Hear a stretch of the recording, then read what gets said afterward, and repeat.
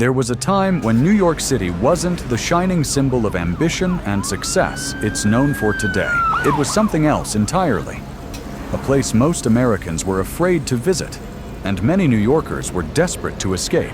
In the 1970s, New York became the face of urban decay. Factories closed, jobs vanished, and the city's middle class fled to the suburbs, leaving behind a shell of what was once the greatest metropolis in the world. Graffiti-covered subway trains screeched through dark tunnels. Piles of trash lined the sidewalks. Flickering streetlights cast eerie shadows over streets filled with broken windows and boarded-up stores. Garbage piled up. Fires burned through entire neighborhoods. Crime rates hit historic highs. For some, the city felt like it was at war, not with an enemy, but with itself. The decade began with hope, but quickly descended into fear. A fiscal crisis nearly bankrupted the entire city. The government was running out of money, the streets were running out of safety, and the people were running out of faith. In July 1977, a massive blackout plunged the city into darkness. Looting spread like wildfire. The Bronx was burning, literally. By the middle of the decade, New York was collapsing under its own weight. The President of the United States even refused to bail the city out. The infamous headline said it all: Ford to city, drop dead. New York, the city that never sleeps, was on the edge of collapse. The worst decade in New York history. But how did this happen? How did the most iconic city in the world nearly stop breathing? This is the story of how New York almost died, and what it took to bring it back. To understand how New York entered its darkest chapter, we have to rewind to the late 1960s. The post-war boom was over. Manufacturing. Once the economic heart of the city was collapsing, thousands of factories closed their doors, and with them, entire working-class communities began to unravel. Middle-class families, many of them white, packed their bags and moved to the suburbs. It was called white flight. What they left behind was a city in freefall poorer, more segregated, and increasingly unstable. Landlords stopped investing in buildings they couldn't fill. Public services like sanitation and transit began to deteriorate. Trash piled up. Streets cracked and stayed broken. Basic infrastructure was ignored. The New York City subway, once a marvel of modern engineering, was now covered in graffiti, plagued by breakdowns and feared by commuters. Even public schools were overcrowded and underfunded. And while the city still looked iconic from a distance, up close, it was starting to rot. By the early 1970s, entire neighborhoods were being gutted.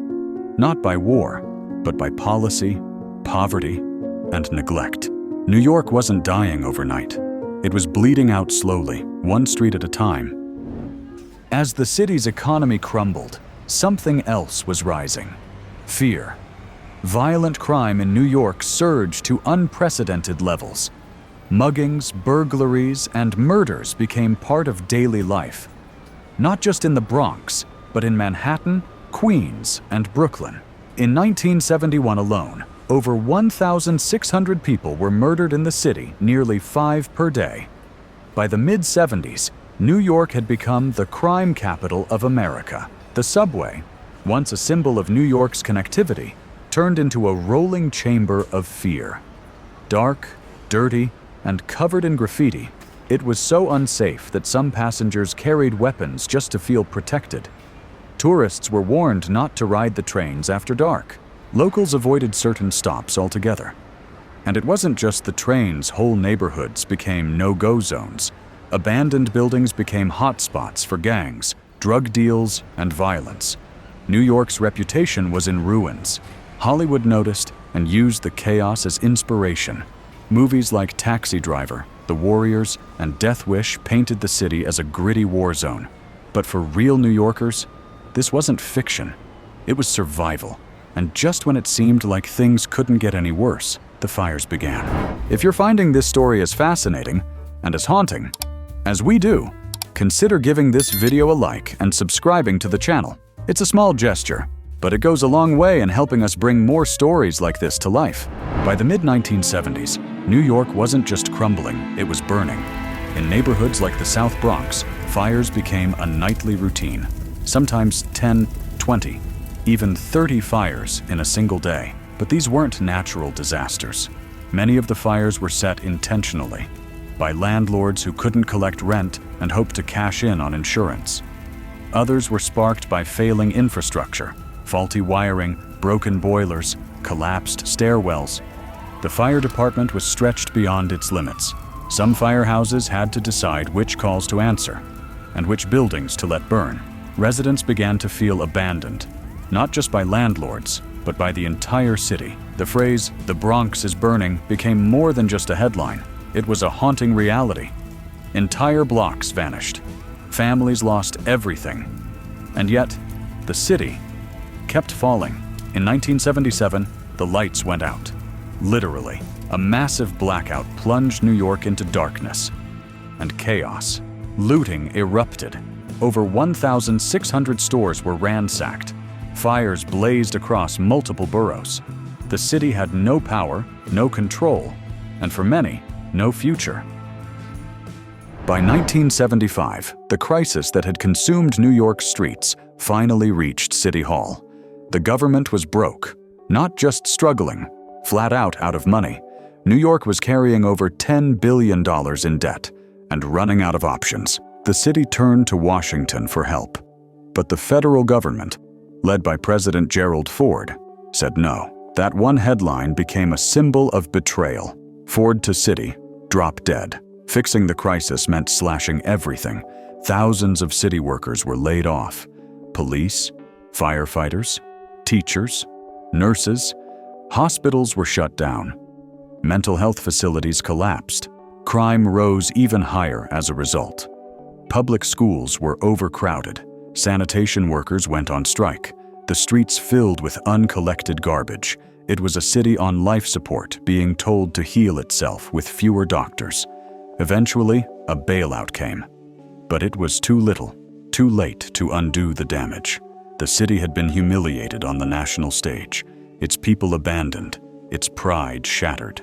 And yet, through it all, life continued. Even in the middle of collapse, New York never stopped being New York. Families still made dinner, kids still played on sidewalks and fire escapes. Local shopkeepers opened their doors every morning, hoping for better days. In neighborhoods like Harlem, Brooklyn, and the Bronx, people built community from the ashes. Block parties, street art, and music became a form of resistance. This was the era that gave birth to hip-hop, punk rock, and underground art, all born out of frustration, creativity, and survival. Even when buildings burned and systems failed, culture didn't die. Somehow, despite everything, the crime, the fear, the fires, people stayed. Because for them, New York wasn't just a city, it was home. New York didn't change overnight. There was no miracle moment, no single leader or law that saved the city. But slowly, it began to turn. Grassroots efforts cleaned up neighborhoods. Community organizations rebuilt what had been lost. The city tightened its finances. Private investors began returning.